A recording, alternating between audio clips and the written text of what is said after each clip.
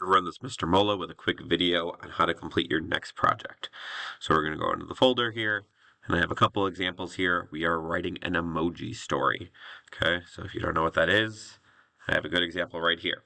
So we're going to use emojis to write a story.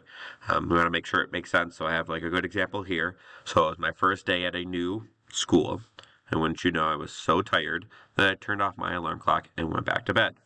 When I woke up, it was, I'm guessing that says 8 o'clock, and school starts at 8:30. I hurried out of bed, put on my shirt and shoes, ate a quick breakfast of a banana and milk, brushed my teeth, grabbed my backpack, and ran out the door. I hopped on my bike and pedaled as fast as I could. Luckily, my school is close to my house, so I didn't have to ride too far. When I got there, I locked up my bike and my helmet and ran through the front door. No running, a teacher called to me as I raced through the hallway. Okay, so something like that. So you're writing a story. It could be a story that already exists. I know a lot of kids last year did like Three Little Pigs, something like that. You could do song lyrics and retell song lyrics, but you're going to insert some emojis into your story.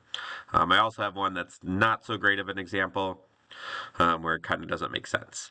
So this one's Little Red Riding Hood. So once upon a time, a little girl called Little Red Riding Hood lived with her grandmother, who was, I assume that means sick, but again, those kind of just look like pills in a syringe. So she went to her house to give her a present. She passed the forest. On the way, she picked some flowers. Little did she know, I assume big bad wolf, but that kind of looks like an evil, I don't know what animal that's supposed to be. I think it's supposed to be a wolf, but doesn't really look like a wolf, was following her. He got there first and threw Grandma in the cupboard. The wolf dressed up as Grandma, finding Little Red Riding Hood, got there.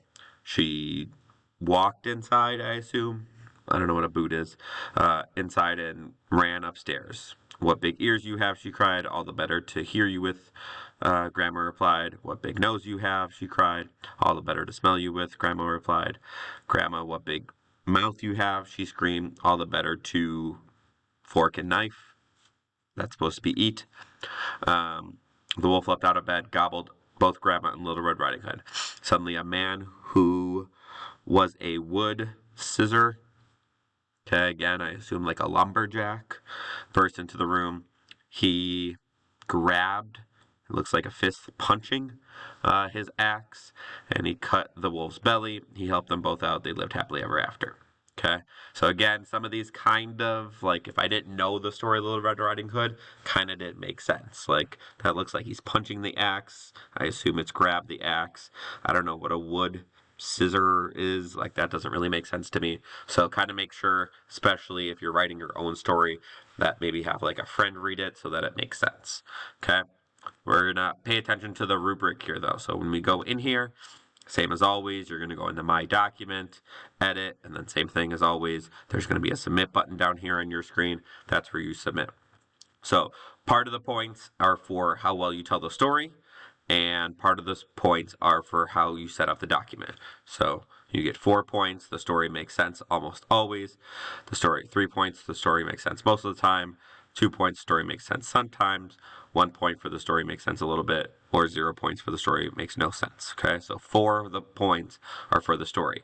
Everything else is kind of just on how you set up the document. So you need to use 8 emojis. So if you use all 8 or more, you get 4 points, and they need to be 8 different emojis. Like one last year tried to do 3 little pigs and just kept using the pig emoji over and over and over again. If you do that, the pig emoji counts as 1 emoji, even if you use it 8 times. Okay, if you use 6 or 7 emojis, that's 3 points. 3 to 5 emojis is 2 points. 1 to 2 emojis is 1 point. And if you didn't know there were supposed to be emojis, that's 0 points. All right, and then we get into how to set up the document. So your document needs to be in size 12 font in Times New Roman. So you are changing the font size and the type of font.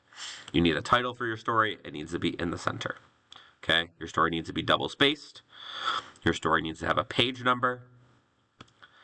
Your story needs to have 2 paragraphs, 4 sentences each. So 2 times 4 is 8. So you need 8 sentences total. And both paragraphs need to be indented. Okay, so what we're looking at here, I have an example. So here we go.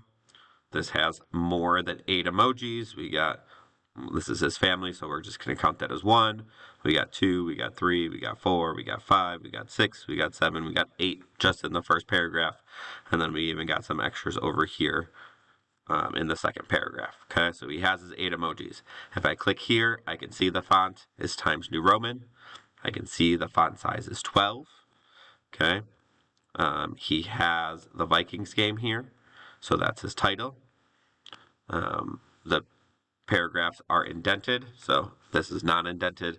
If you hit the tab button, that would indent it. And then there's not a page number on this one, so I'll show you how to do page number. So to get your page number, we're going to go to Insert, Page Number. It doesn't matter where you put it, top, bottom, left, right, doesn't really matter. So that's something that this person missed last year, so good thing I caught it now. So you're going to insert a page number. And since your story is just going to be 1 page, the number 1 is just going to go up there. Okay, so make sure you're double checking all those things. Make sure you're double checking the rubric. You have everything done. You have the font, you have the size. I'll show you how to double space in a second. Now, as I reread that, you have your page number, stuff like that. Okay, so to double space your story, you are going to go to Format, Paragraph Style,